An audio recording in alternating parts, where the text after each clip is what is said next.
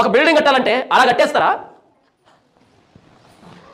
Burj Khalifa ఉంది, అలా కట్టేశారు అడగండి. ఎన్ని వందల మంది ఇంజనీర్లు, నెలల కొద్దీ ప్లానింగ్, ఎన్ని ప్లాన్లు వేశారు. ఒక ప్లాన్ కుదరకపోతే ఇంకో ప్లాన్, ఇలా నెలల కొద్దీ, సంవత్సరాల కొద్దీ ప్లానింగ్. ఒక విగ్రహాన్ని కట్టాలి అంటే ముందు నమూనా, దాని క్యాల్కులేషను. ఒక బిల్డింగ్ కట్టాలంటే నమూనా, దాని క్యాల్కులేషన్స్ ఉంటాయి. ఊరకే ఏది జరగదు. ఒక ఆపరేషన్ చేయాలంటే 4 డాక్టర్లు మాట్లాడుకుంటారు, సమస్య ఏంటి, రిపోర్ట్స్ ఏంటి, ఎలా చేద్దాం, సమయం కావాలి, వచ్చేసే ఆపరేషన్ చేస్తే కుదరదు. మరి జీవితాలు కట్టే వాక్యాన్ని పరిశోధన లేకుండా, గ్రౌండ్ వర్క్ లేకుండా, ఆలోచన లేకుండా అలా వేదిక మీదకి వచ్చి అలేలుయా అలేలుయా బఫూన్లు తయారయ్యారు. పాస్టర్ల పేరుతో బఫూన్లు తయారయ్యారు. ఏడుపు వస్తుంది, బాధ వస్తుంది.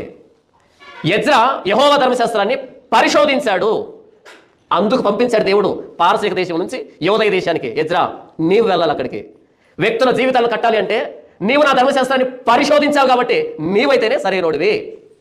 ఈరోజు క్రైస్తవ ప్రపంచం ఇంత పనికిరాని వ్యక్తులతో నిండిపోయింది. ఎందుకు అంటే బఫూన్లు తయారయ్యారు అందరూ. వేదిక మీద వేదికలు వృధా అవుతున్నాయి.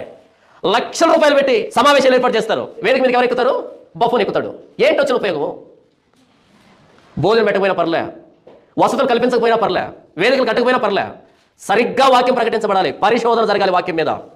ఎజ్రా యెహోవా ధర్మశాస్త్రమును పరిశోధించి